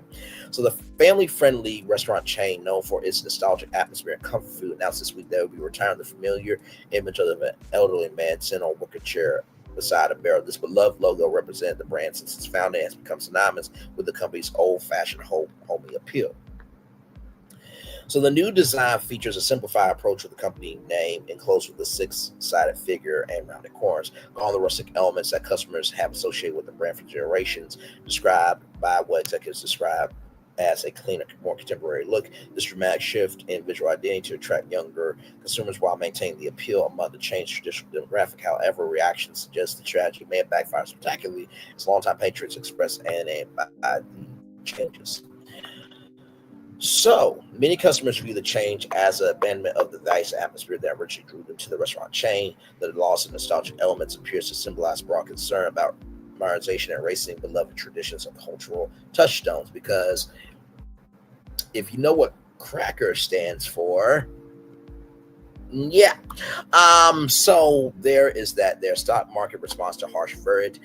Cracker Barrel shares plummet 9%, nearly 9% following the announcement. The significant drop represents millions of dollars lost in market value and suggests investor skepticism about the strategy's potential success.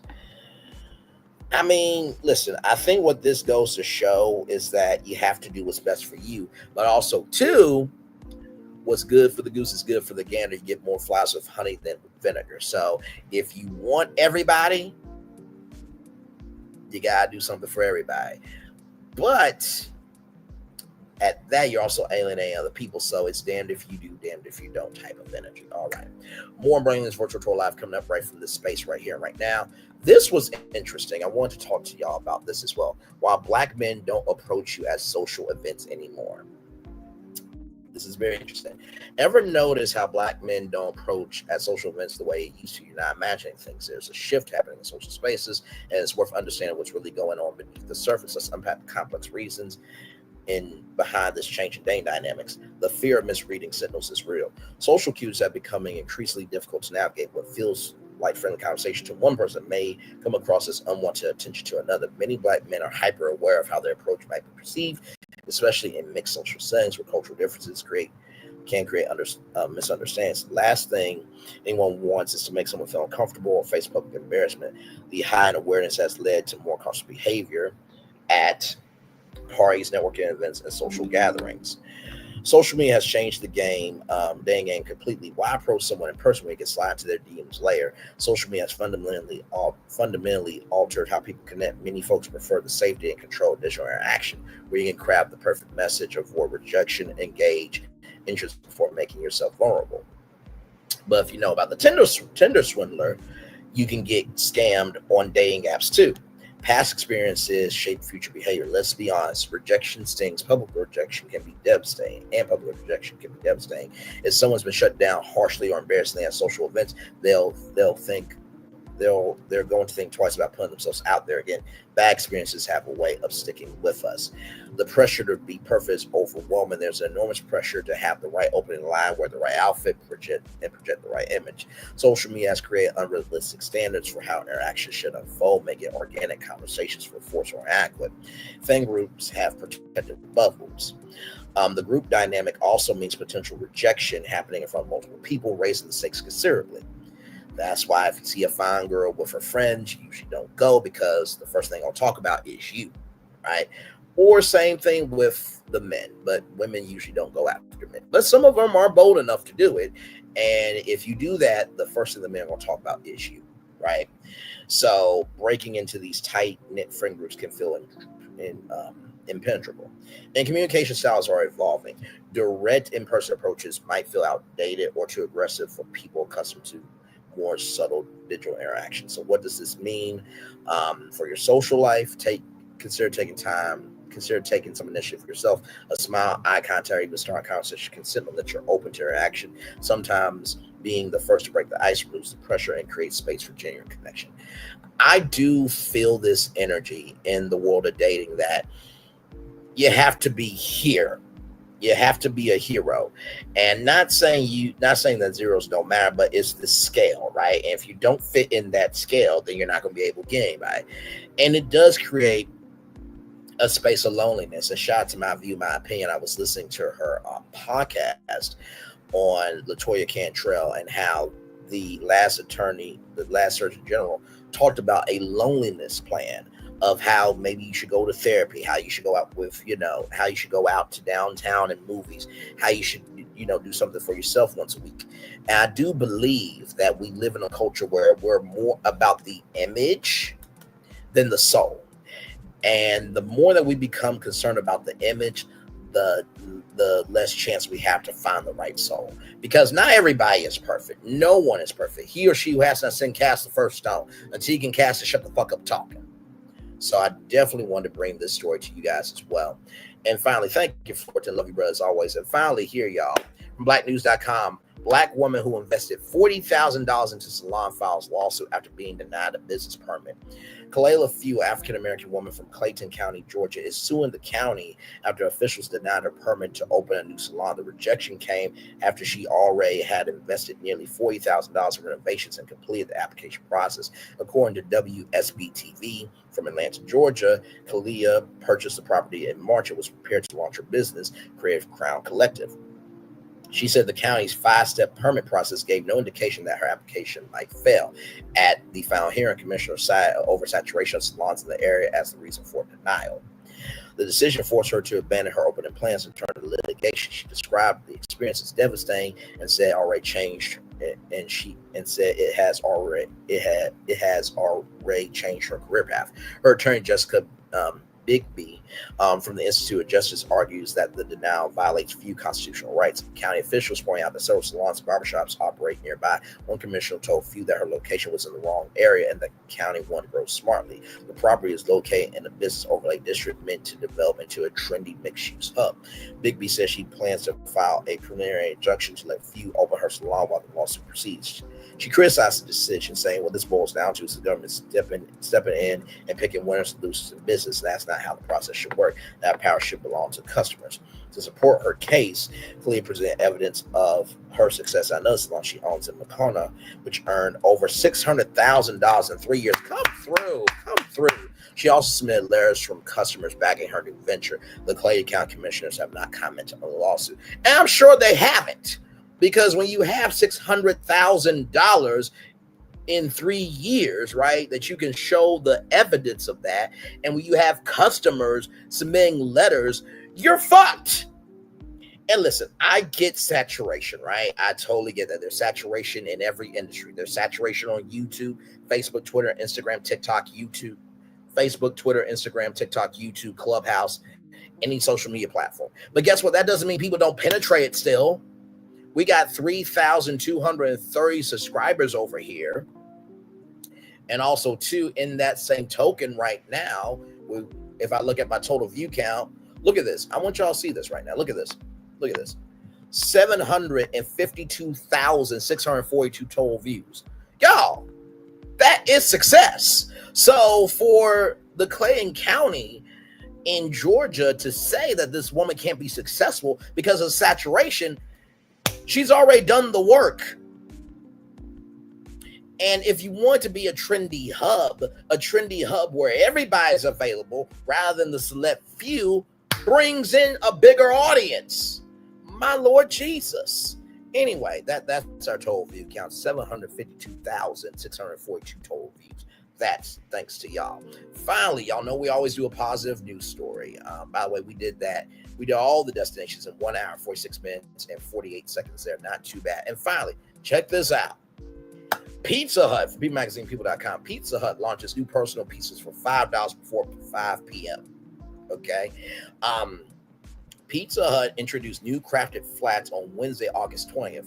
The thin crust personal pizzas are a part of a global launch, but come in 5 flavors in the United States. Right here, you can get your hands on Pizza Hut's latest personal pie for a few bucks depending on the day. On Wednesday, August 20th, the pizza chain launched crafted flats of 5 pizza lineup of loaded personal pizzas. The limited time Zaz are a part of a global launch across 20 countries, according to a press release. In the U.S., the oval-shaped thin-crusted crafted flats come in signature flavors: pepperoni, duo, 3 cheese, the ultimate 2 new choices: Nashville hot chicken and chicken bacon ranch. Some global iterations of the crafted flats include Korean barbecue in Taiwan and tandoori chicken in India. The Nashville hot chicken pie has pickle ranch as the basis of marinara. It's topped with crispy chicken pieces, onion, natural hot seasoning, and extra drizzle of pickle ranch. The chicken bacon ranch pizza comes with crispy chicken plus a ranch base and drizzle like the other new flavor, but this pie differentiates itself from the other new option with its bacon option. Customers looking for a carb-loaded lunch or early dinner can hit Pizza Hut for a crafted $5 flats. To snap the discount, pizza fans will have to get their pie before 5 p.m. Okay, so there you go. So if you guys are looking for that, of course, you know the never-ending pasta bowl, unlimited pasta, soup, or salad breakfast for $14 kicks off August 25th. The deal runs through Sunday, November 26th, meaning fancies for 12 weeks, unlimited carbs. Guests can choose therefore between 4 pastas, 7 sauces, and 3 additional toppings for $5 extra. So there you go. I'm gonna turn on my camera now because we done the whole show. There we go. I'm gonna turn on my camera now because we done the whole show for over an hour. Yes, we have. Woo! What a show today, child. that was a lot to get through. I have to tell you, I do not regret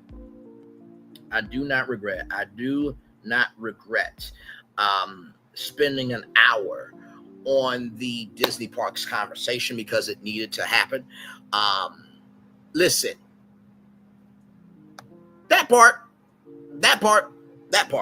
I'm not surprised by Capture the Magic's opinion. I like his opinion. I think it's detrimental to Disney at this point because they're not doing the theme parks panel. Now they really have to deliver. Otherwise, people will be divorcing Disney. In addition to that early park entry being taken away from Disneyland Hotel.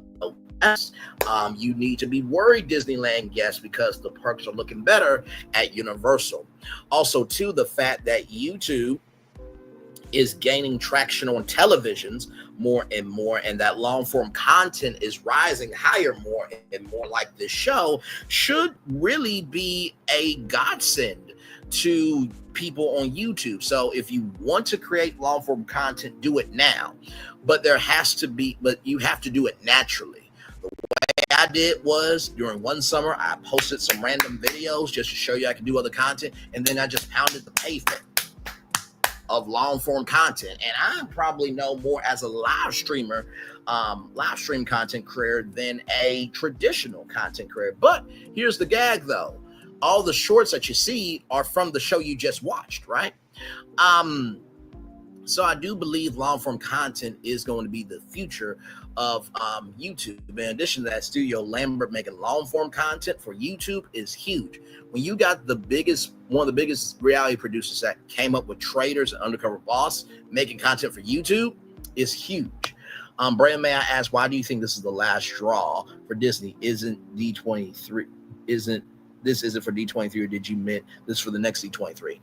What I meant by that is, I think people in their heads are done with Disney, but they just want to see what can be, right? So they were hoping for a theme parks panel at Destination D23. And if the energy wasn't there, then they were going to divorce Disney at Destination D23. I'm like, all right, this is my last D23. This is my last time at Disney.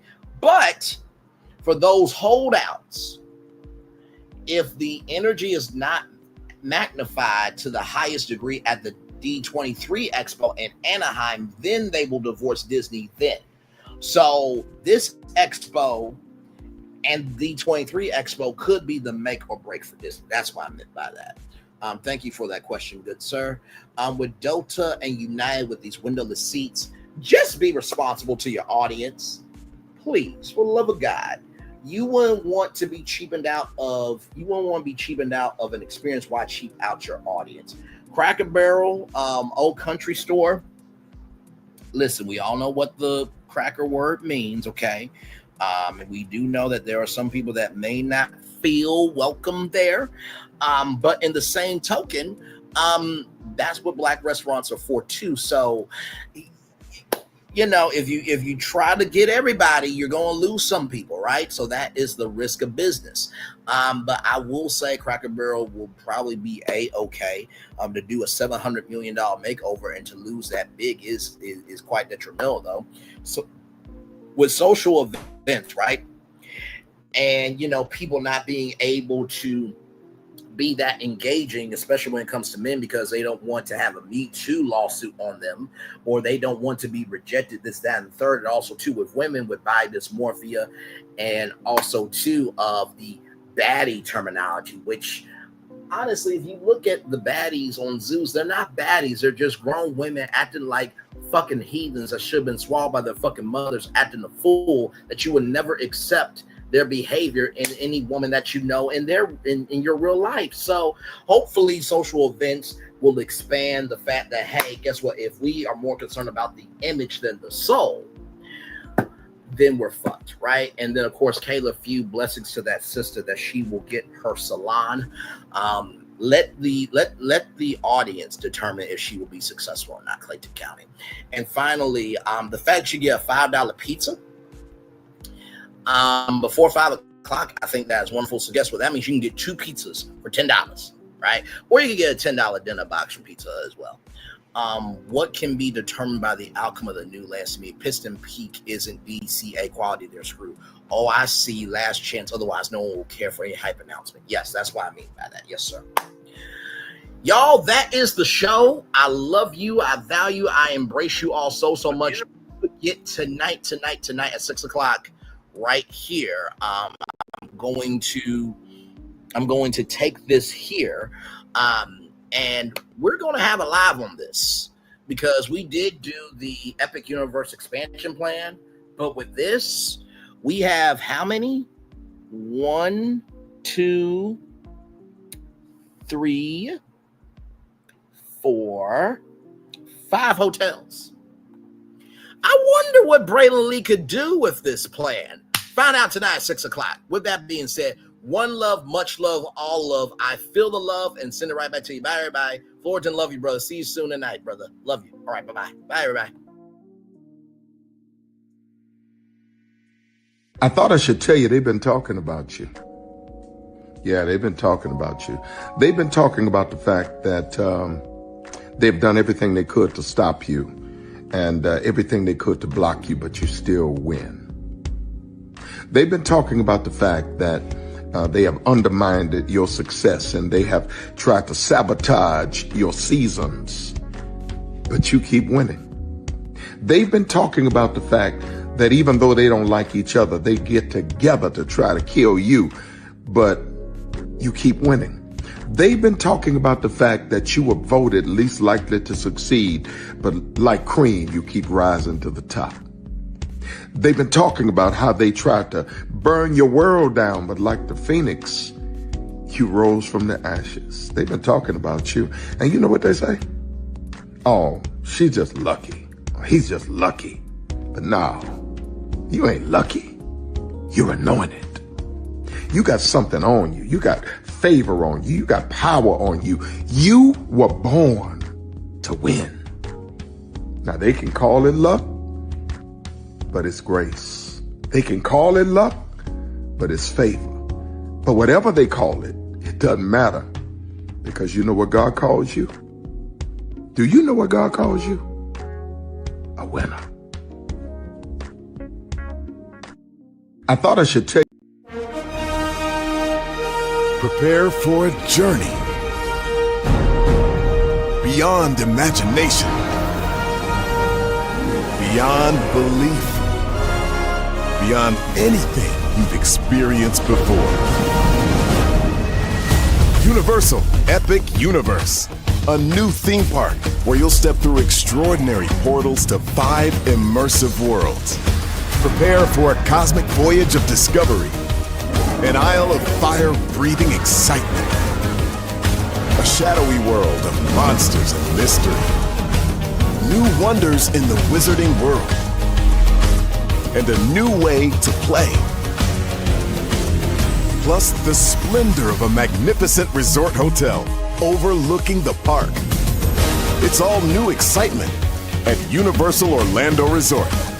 A week's worth of vacation thrills with 4 amazing theme parks, a variety of spectacular themed hotels, and incredible dining and entertainment. It's all at Universal Orlando Resort, where you'll find new adventures every day.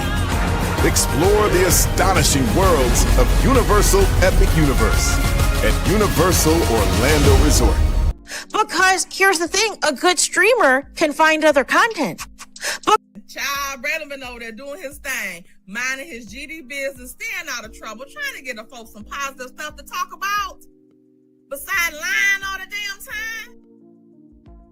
Child, Brandon been over there doing his thing, minding his GD business, staying out of trouble, trying to get the folks some positive stuff to talk about. Besides lying all the damn time. Child, Brandon been over there doing his thing, minding his GD business, staying out of trouble, trying to get the folks some positive stuff to talk about. Besides lying all the damn time.